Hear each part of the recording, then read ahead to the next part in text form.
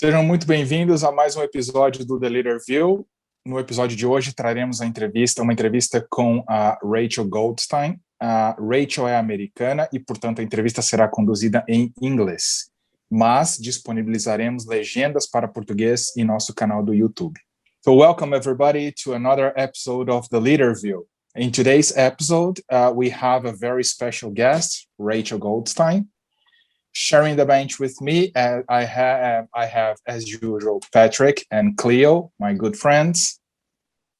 And the reason that we invite Rachel here today for this conversation is to better explore the concepts and the challenge of the leadership discipline. Rachel has an extensive experience in leadership and organization development in management consultant companies such as BCG, where she helped clients with organization development, change management, and as an executive coach as well. She started coaching at Harvard Business School in 2002, where she worked as a career coach in the Office of Career and Professional Development. She's currently an executive coach in their executive education program, where I had the opportunity to meet and to work with Rachel for 8 months. And if I may say, it was a life-changing experience that I'm very grateful for. Thank you. She's a core guy of Chief, a private network focused on connecting and supporting women leaders. Well, we're going to talk a little bit more about this too. And Rachel has a bachelor degree in economics from Yale and an MBA at Harvard Business School, clearly ignoring the notorious rivalry between these two institutions. Rachel, thank you very much for accepting our invitation and welcome to the Leaderview. Thank you, Rodolfo. And I'm so honored to be here with you. And it's so funny because people ask me, there's a famous rivalry, the Harvard-Yale football game. And people ask me, which side do you sit on? I'm not going to answer that. But let's just say I am an Eli Bulldog first. So that's where I stand. So thank you. And I think, when I think about, people ask me often how I got to where I am. It's been a lot around sort of an opportunistic approach. When I was at Yale, the only employers that came on campus were investment bankers. So I went and worked in investment banking. And where do you go after investment banking? The only place you go to is business school. And I actually remember when I was at HBS, I met with Tim Butler, who at the time was the head of the career development. And we were reviewing the career leader assessment tool, which he actually developed. And he said, you really should have a career in HR. And I sort of looked at him and I was like, you don't go to Harvard Business School to work in HR, which is kind of funny, right? So I took the one role where you don't have to make any decision, which is consulting, because you kind of do everything, learn everything, which I did. So at BCG, I worked with incredible colleagues. I had huge individual growth and traveled and managed large teams. And funny enough, my focus was around people and organization, right? So even trying to escape the HR, I was gravitating towards that topic. And even I was working on a merger of the two largest music companies. And the global head of HR had decided to fire both of the heads of US HR. And he was in a meeting and he turned to me and he said, this is our new head of HR. I was floored. Needless to say, I stayed in consulting, but I realized that having kids, having a family, and professional services in working professional services and growing in the career was really difficult to balance. So I ended up leaving BCG and going to work in career coaching at HBS, as you said. But even that, I had a hard time balancing. I was meeting with the students in the evenings, on the weekends.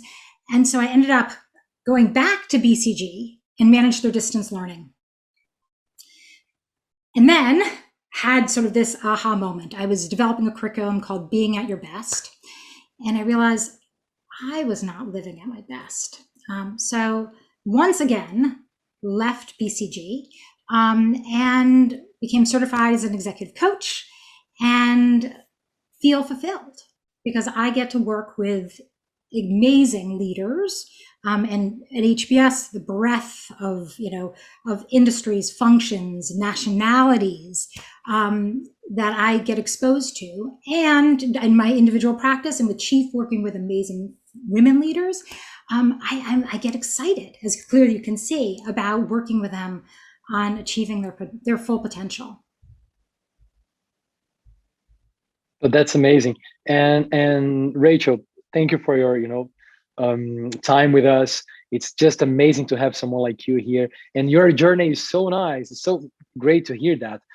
From consulting and then coaching, that's very important for people like us, because that's what we talk about here, like the career development, leadership, and coaching. We know that executive coaching is very hard and complex, and that you have been in this market for almost maybe 20 years or something like this. But suddenly we hear about coaching all the time, everywhere. And I would like to ask, why do you think this is happening? And if you think that this movement is important or relevant for the leaders to rethink their styles, skills, and the way they lead people in organizations. So the answer is no. I don't think the movement's really relevant. No, I'm just joking, because otherwise I wouldn't be a coach if I didn't feel like it's not relevant to be a coach. But you're right, there's been this huge growth. And even thinking about the number of coaches certification programs, that has exploded. So I think that, I think part of the reason is that the profile of a leader has changed. So we're now seeing more leaders, these millennials, who are looking for purpose, who are looking for balance, who are looking for fulfillment. And when I started my career in investment banking, it was expected to work 100-hour work weeks. And no one complained.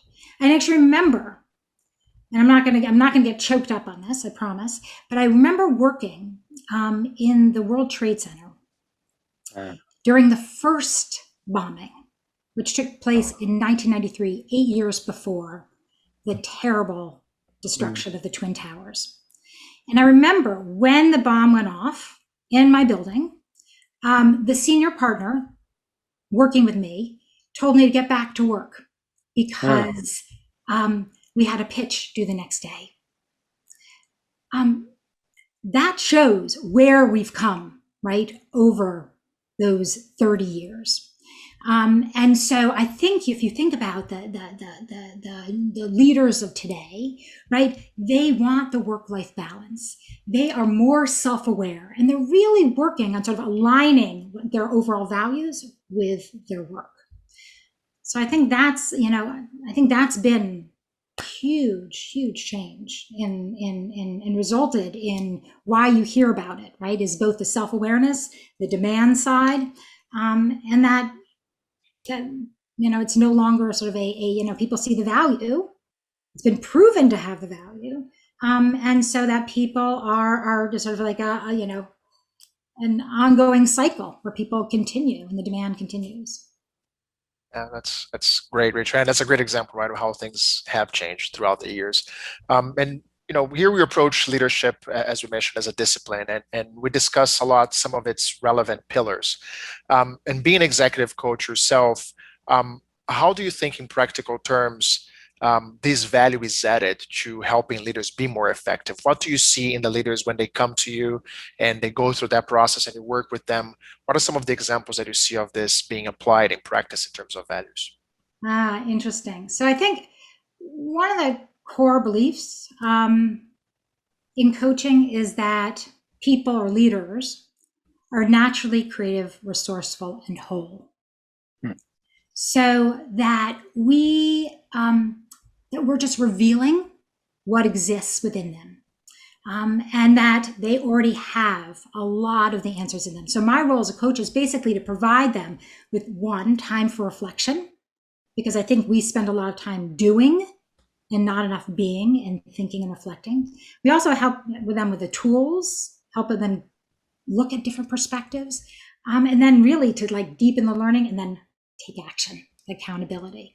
The second thing is, I think since childhood, we have stories that we have held on to, right? These beliefs, these patterns. And they're hard to break, those voices in your head. And so even if you try to change, it's difficult to do so, right? Because of some of those entrenched patterns and those stories. And then we actually work on sort of this approach called immunity to change, which actually helps you explore some of those hidden commitments. And it's basically like, how do you, if you're thinking about now that you're doing some behaviors that are, when you're trying to put your foot on the gas, it's putting your foot on the brake at the same time. You're doing other behaviors that are holding you back from change. And the second part is around building the muscle. So it's become popular. People have personal trainers. They work on building your physical muscles, right? And so one of the things I do as a coach is help to build the mental muscle. And if you think about neuroplasticity, that the brain is able to change, that you're actually able to change some of those behaviors, those patterns, a natural way that you would go based, when either you're triggered or, or sort of you're in the moment. And through practice and through a lot of other tools, we get you to help a new routine. And that's, it's instead of what people often have, sort of that inner critic or those saboteurs, helping you quiet them, and then helping you, what we call sort of going to a sage perspective, seeing opportunity rather than just the issues involved. Great, Rachel. So at this moment, we're still in the middle of the COVID-19 pandemic, right? So and that has presented in an unprecedented challenge to our lives. This also it's a topic that always takes me to the Stocktail paradox article that you shared with me couple of months ago, and I also see that you wrote a very beautiful piece of article in your blog about the learnings of this paradox. So that was great. So I'd like to know if you can share with us the most challenging type of conflict executives brings to your to you during the sessions. And what was the impact of the global pandemic in the leaders' overall confidence? Great question. So I think stepping back, right, what the Stocktail paradox is. And so this was made famous by the book Good to Great by Jim Collins. And it's probably one of the most leading business books out there. And so the Stocktail paradox is based on the belief that hope, right? The faith that things will get better, that in the end, right, that you will prevail, regardless how hard it is right now, that you'll come out at the end. And the second part of the Stocktail paradox is that you have to face the brutal facts of what your current reality is right now. But this idea of hope, I've seen, in working with lots of leaders over this past year, I actually see, and I've been really impressed with how they have this perspective that life will get better. It doesn't make some of the challenges easier, right? I think COVID has been difficult for all leaders, but I do think that that knowing the light of the tunnel has been helpful, and having that belief and that faith, whatever that faith is, if it comes, from a spiritual being or something inside, I've seen that over and over again. In terms of the challenges, I think the hardest conflicts are when there is tension between your values and you're having to make trade-offs. And that's true in general, right? Even aside from COVID. And I think a lot of what we've seen is that those trade-offs, those issues have been on the back burner, on a simmer. And what COVID has done is just put it to a rapid boil, or just, revealed, right, something that was already in existence. So some examples of the conflicts, for example, an overachieving leader.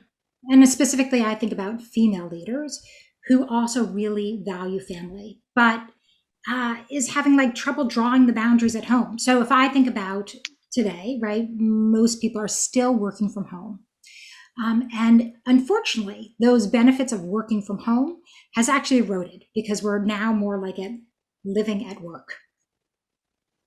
So before you would have a commute where you would be able to decompress and transition from work to home. Now it's basically my commute is taking my laptop from my home office and bringing it down to the kitchen and sitting at the island.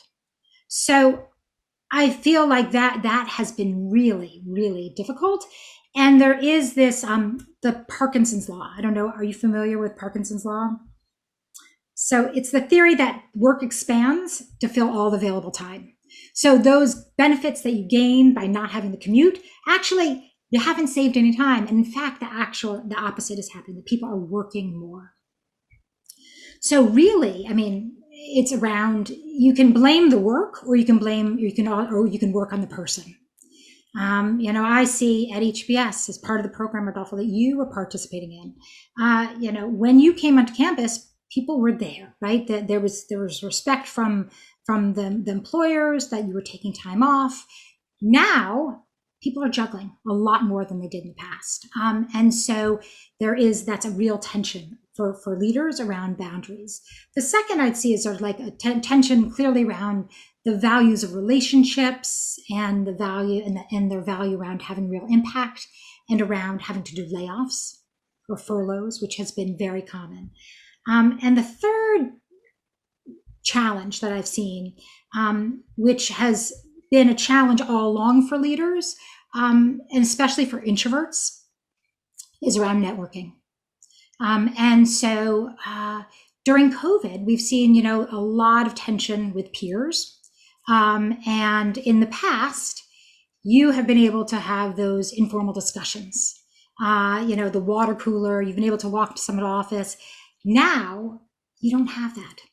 And for an introvert, or even honestly for extroverts, setting up the time to network when you have all these other things to do is difficult, and people are not prioritizing that time. And if I think about Professor her approach to Barra's approach to networking, she has these 3 types of networks that she talks about. One is the operational network, and people are still pretty much tapping into their operational network. They are they're reaching out to people in order to get their work done more efficiently.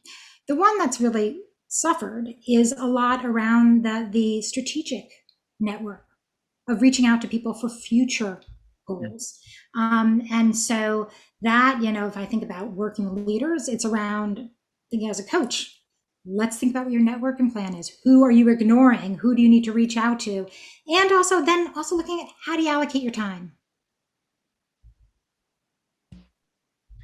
Oh, that's great. That's actually very inspiring. We are all facing this time right now together. Some of us working from home are having these experiences, and that's very good to see that other people are facing the same challenges, and hearing from you that there's some ways, to solve it or to face it.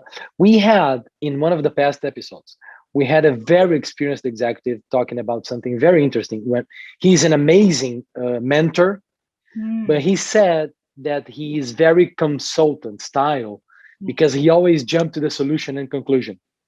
He listens to the problem and then he goes to the solution because he thinks he's trying to help in the fastest and the best way.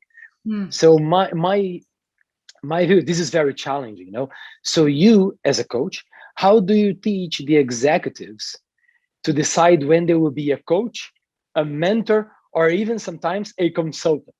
What is the difference? Knowing how can you teach someone, for instance, when they know the solution, but they have to help their teams to understand and to come up with different ideas by themselves. So how do you teach, a way to differentiate when to be each one of those? So I think it's difficult, right? As a former consultant, as a reformed consultant, right? It's difficult because our natural inclination is to problem solve. We're very much, if I think about most leaders, they're conscious of time, they want efficiency, they want to move to impact. And so the fastest way to do it is just to provide their right answer, right? This is how you do it.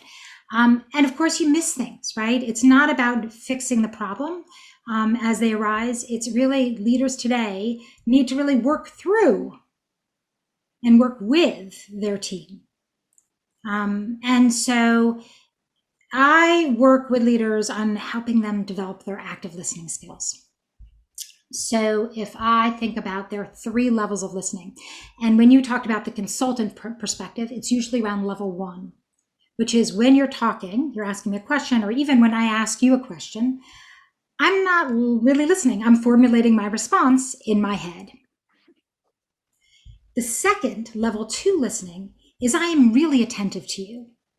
I am, I've quieted my mind. I'm listening to what you're saying. Nothing is distracting me. But what I want leaders to get to is that level 3, which is you're listening to what is not being said. You're using your intuition. You're paying attention to intonation, to body language, to facial expressions, and you use that listening, and then you actually turn it around to asking powerful questions. So powerful questions are not, sort of a why question. It's more around understanding what's behind it, right? And that's where we actually see the powerful growth, that it's not just about skill set, but it's also about mindset. And I think what happens is that leaders are often enablers. So their direct reports will come to them asking them for an answer because and without actually thinking about the solution in advance, because they have actually, typically given them the answer in the past.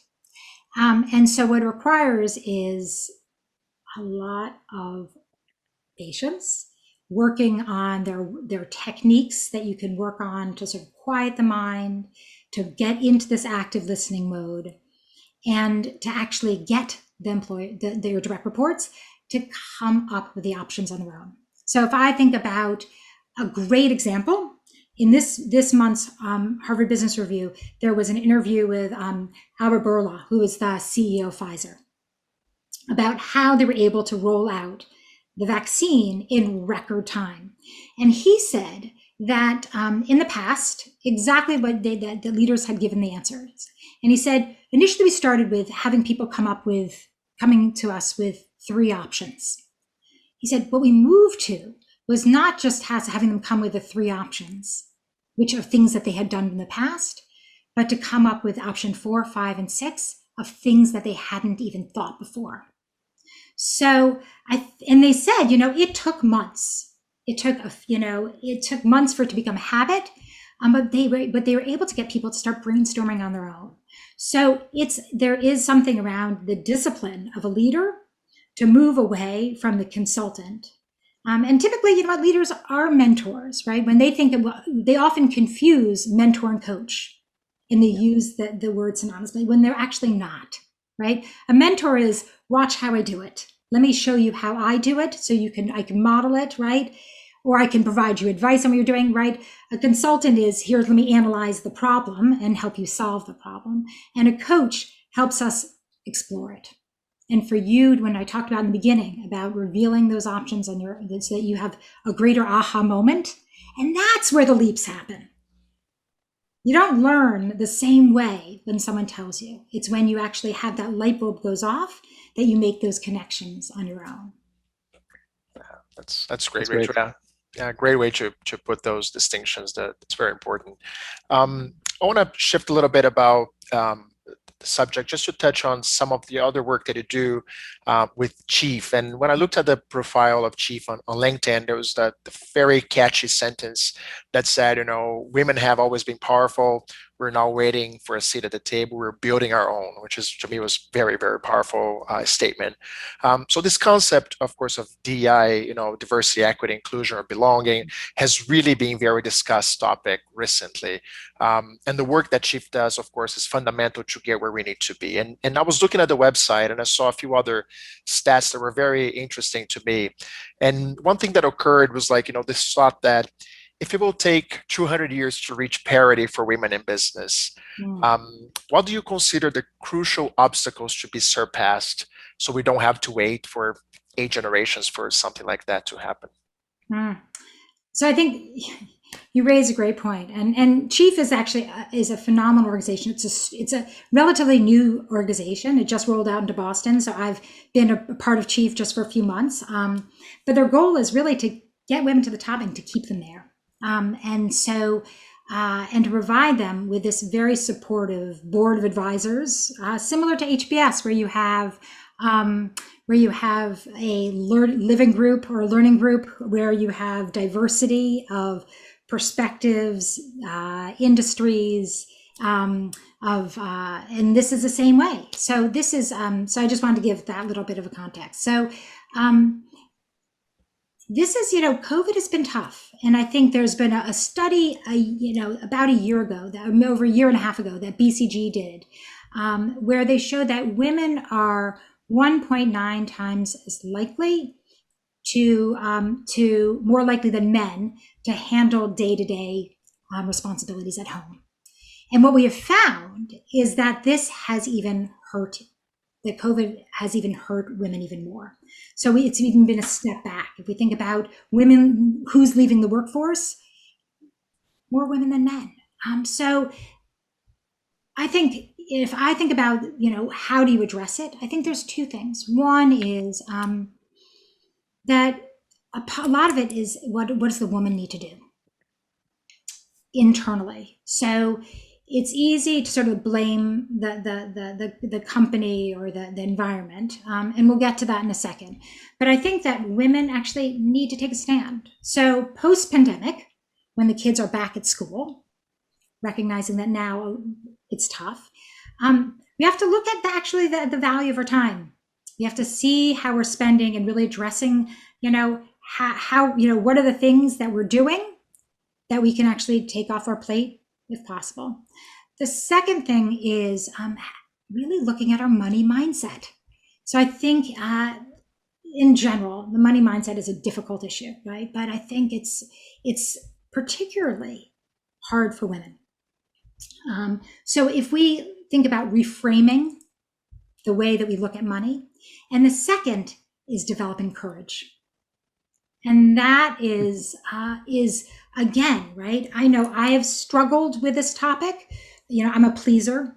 I see my services as a gift. And yet I also recognize that I deliver results. So part of what I'll do is work with a client on movement, mood, mantra. So if you just say things by yourself, to yourself, it doesn't do the same thing as if you combine it with, there's Amy Cuddy does the power pose, right? Where she tells women to put their hands on their hips and do the superwoman pose. But if you combine that with what am I trying to get, right? What is that confidence? The mantra, which you could say, I deserve more. And that pose, the three together, actually that's when things start happening. And then secondly, I think, as I mentioned, is the companies do have a responsibility in DEI in general, right? So I think there is implicit bias. There is implicit gender bias. We need, we talk about white allies. We need, we need male allies that can help us so that we are not just doing it on our own. But I think diversity, again, for women, I've been involved. I just was involved in a pilot program with Immunity to Change, looking at how to be a better white ally for minorities and to really build diversity. And so this is a topic, right? It takes both individually and also at the corporate level.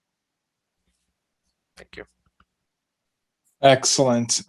So I just want to touch in another topic here, Rachel, which probably was already addressed or partially addressed with the importance of networking. But there's this TED talk that we share among us. There's Carla Harris. I don't know if you had a contact with this. She's a former Wall Street executive, and she presented this talk a couple of years ago, and the message is the myth of the meritocracy, right? Very, very popular video in TED Talk. In this video, she tells us the very moment where she had this the aha moment, or almost an epiphany, when she discovered that she needs someone to speak on her behalf on the annual reviews, right? Not a mentor, not a coach, but a figure that she labeled as a sponsor, right? Someone, a person who will carry your paper in the meeting, right? So to support the argument and to be there for you. Pretty simple question. I'd like to hear more about your experience with executives about this. Does it happen outside of the Wall Street? And if so, what should people learn, of course, that beyond to deliver their job with this story? It's a great question. Actually, today I got an email, and this, again, I feel like I'm plugging HBR, but there was an article this month called the Savvy Self-Promoter. And I got an email today with, like, they have these, management tips of the day. And so, yes, this is one of their tips, which is having an agent, right? Or someone a promoter, it could be a colleague, it could be a mentor that could help you and help you like as an agent or a publicist would, right? Where they will sing your praises. And it's actually interesting because Stanford did a study where they actually showed that even if you hire someone and they have a financial incentive, they still, it actually shows that it still has the same impact, where people are less likely to have that negative consequence of being perceived as self-promoting. Because I think people are worried, right? They can be seen as egotistical. It doesn't go along with their value of humility. So there is this role of having someone who doesn't just come from you as the braggart, but someone that can to attest to your accomplishments. That being said, right, I also see that it's not just about somebody else doing it. I think there's a tension often where people see that sharing their accomplishments is against a certain value, rubs them wrong. It feels a little bit icky, right? It's political. It just doesn't feel right. And so I think there's a difference between humility and recognizing your great accomplishments. So when some people are asking you a question, for you to ask you about whether, one of your accomplishments, own it. When somebody compliments you on something, say thank you. I know I've worked very hard on this because for example, at dinner, somebody would say, "Oh, this is delicious soup." I was like, "Oh no, it needs more salt." Right? "Oh no, it's a little burnt," right? And because I feel uncomfortable with it. So I have actually worked with clients on practicing ways of saying thank you. And that in itself makes a huge change, because you don't realize how you are undermining your own credibility. It's not humility. That part of modesty is not attractive. It's a great point. Yeah, I agree. absolutely. Rachel, in the past year, we've discussed, communication, of course, is a very important topic for the leadership discipline, and how effective communication, posture, enthusiasm, and so on can really help us get the job done. Communication is also related to, of course, body language, and you mentioned a little bit of that earlier. And some of that body language or that in-person interaction, of course, we've lost some of that due to COVID and now online interactions. And in one of your blog posts, you elaborate a little bit more about that, and you talk about how people with direct eye contact and a smile really go further, right? And a smile being worth 1,000 words. So do you think that this is something that can be taught? And is this something that, or how does it help improve engagement or increase teams' motivation and results? So another great question. I think for sure it can be taught. I think the first thing is around self-awareness. So people don't even know that their thinking face is where they've got the frown lines and the brow, and it looks critical, right? People don't even know that. They're not aware of that because nobody tells them. Nobody's going to say to you, what was that expression that you were doing? Because people don't do that. So I think first is making sure, either with a coach or asking a trusted colleague or family member, saying, I want to give me feedback. How am I communicating today? So I think in Zoom, facial expressions are even more important. So typically when you're presenting in a large audience, right, you can move, you've got your whole body from, head to toe. Here, we're really limited, right? You've got your face and you've got some of your limited amount of your upper body. So I think one thing that I do is tell people sort of set it and forget it. So set up your Zoom so that you can actually have the appropriate width on top of your head, just a small amount, that they can see your hand gestures, and then forget it. So turn off your self view. So now I have no idea how I look. I would be hoping that you would tell me if I've got a hair sticking out, or if something's undone. I would appreciate that. But there has been research recently that came out that there is Zoom fatigue, and it's worse for women. And why is it worse for women? A large part is because women keep their camera on and they are very self-critical. So, and in general, you see that when people are presenting, right, and they have or talking and they have their video on, they're not just looking at other people, they're looking at themselves. So I say, set it, make sure that you've got the right thing, turn it off, and then just be there in the moment. So work on connecting. Because I think there is, if I think about how do you practice, after you have that self-awareness, it's actually doing the mirror. It's getting telling people, continue to give me feedback about how I'm coming across. And there is real research around mirror neurons. Right? The things that I am conveying, my facial expressions, are conveyed even through Zoom to other people. So the emotions that I'm trying to elicit, right? I'm not going to smile broadly if I'm telling a hard message. That's just not authentic. So I think it's really important to make sure that you understand what's the emotion that you're trying to elicit from the other person, and then convey it, not just in your words, because they don't really listen as much to your words as paying attention to what the person is in front of them. And so I think, this is how you do it, right? And there's AI tools that you could use to record yourself and see yourself. But the last thing is just practice. So the more you practice, and I know I've said that, how many times have I said about practice and experimentation and continuing, but this is the only way that you could build that memory.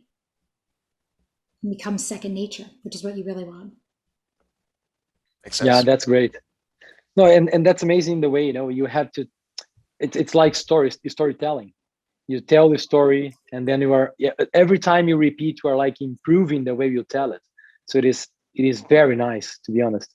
And the thing we do here is all about leadership development, but not everyone have the opportunity to have sessions with a person like you. So it is, very unique, having the opportunity to ask you something, like one recommendation that you can give to people to really develop their leadership skills in general terms, how to focus, where to start. So this is one recommendation. And the other thing is, what is the thing you wish leaders would never do, but they keep doing? So two things, one in the development side, and the one is like how to improve or never do that again. So I think the best thing on the development side is creating a feedback culture. And so I think it's actually both ways, because unfortunately, as the more senior you get, the less likely you're going to get honest feedback from both your peers and especially your direct reports. So what I encourage, and Rodolfo knows this, is the SBIR model. We talk about it at HBS. It's part of the Center for Creative Leadership. It's a model they've done. It's been adapted, but it's a way of encouraging feedback on a regular basis. So making it part of your daily routine and the way you communicate with others. So the model basically is S, situation. So describe the situation. B for behavior. What specific behavior you actually see. I for impact. What's the impact on you or on others? And then R, the request of what you want them to see do differently. So if I think about even how people do it now, right? They have performance reviews or they have regularly scheduled meetings. This is actually not how you develop a feedback culture. You actually want to do it so that it's 3-to-1, right? So 3 positive feedbacks to 1 negative. You believe in the strengths-based approach, that people actually do better if you focus on their strengths. Or even like if I think about marriage, John Gottman, who is one of the marriage gurus based in the US, he says 5-to-1 with marriages. So in relationships, 5 positive to 1 negative. And what you will find is the more you dedicate time to providing that feedback, the more feedback you will get. And that is the way that we all have our blind spots. How will you know where you need to improve if you don't, or if you're not hearing it from people directly? So that, I think that's the number one thing I would suggest, because without access to coach, you have an entire organization, right? You have all of your family, your friends, and being able to tap that as your coach is amazing. The thing that I would say that you should never do is,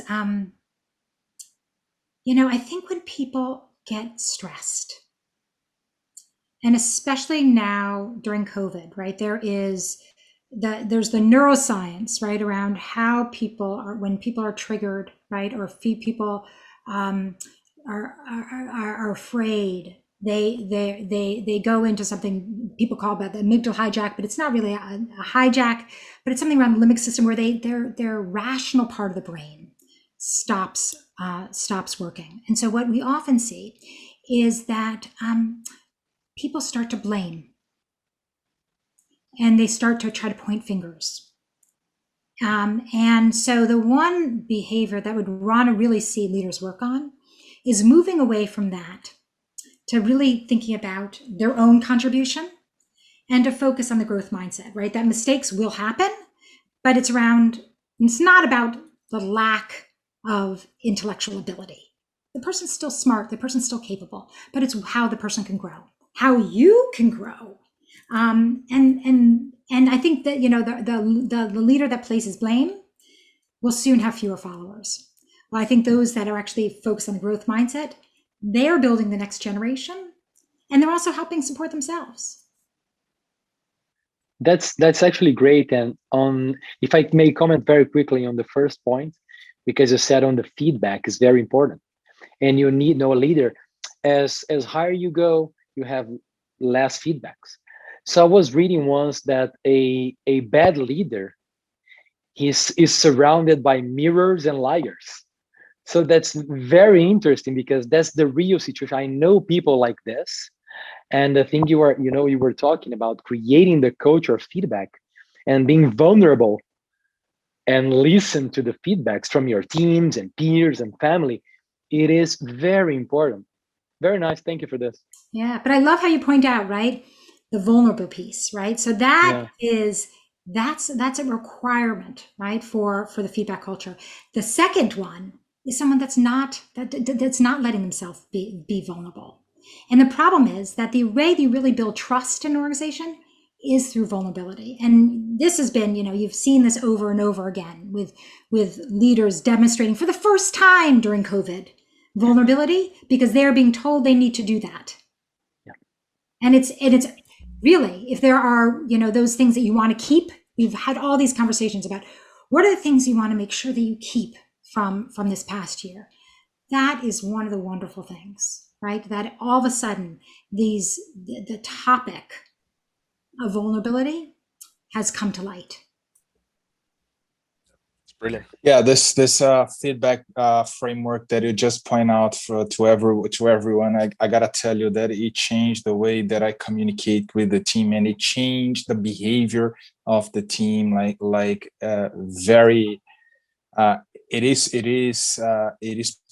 You can perceive the change of the team's behavior. So I hope you guys understand now the life-changing experience, because I was one of the fortunate people that could work with Rachel. Thank you very much for taking the time to have this excellent conversation with us, Rachel. It was great to hear your thoughts and your experience around leadership development. As I predict, we had not only a great time, but extremely valuable conversation. Well, I want to thank three of you. So thank you, Patrick and Cleo and Rodolfo. This has been enjoyable for me, right? I love, when anybody asks, like, what is the one topic that you could talk about, right? I love the topic of leadership development and about personal growth. So I am grateful to you. You guys are doing amazing work. So keep at it. Thank you. Thank you. And thanks for you. Thank you. Thanks for your audience and for sticking with us. We hope you enjoyed this episode of the Leaderview as much as we did. Please leave your comment, your question on the platform where this content will be available. We promise we'll follow up with you pronto. Thank you. Thank you. Gostou? Então inscreva-se no canal do YouTube e siga o podcast nas principais plataformas para não perder novos conteúdos. Deixe suas perguntas ou comentários, ou os envie para theleaderview@gmail.com.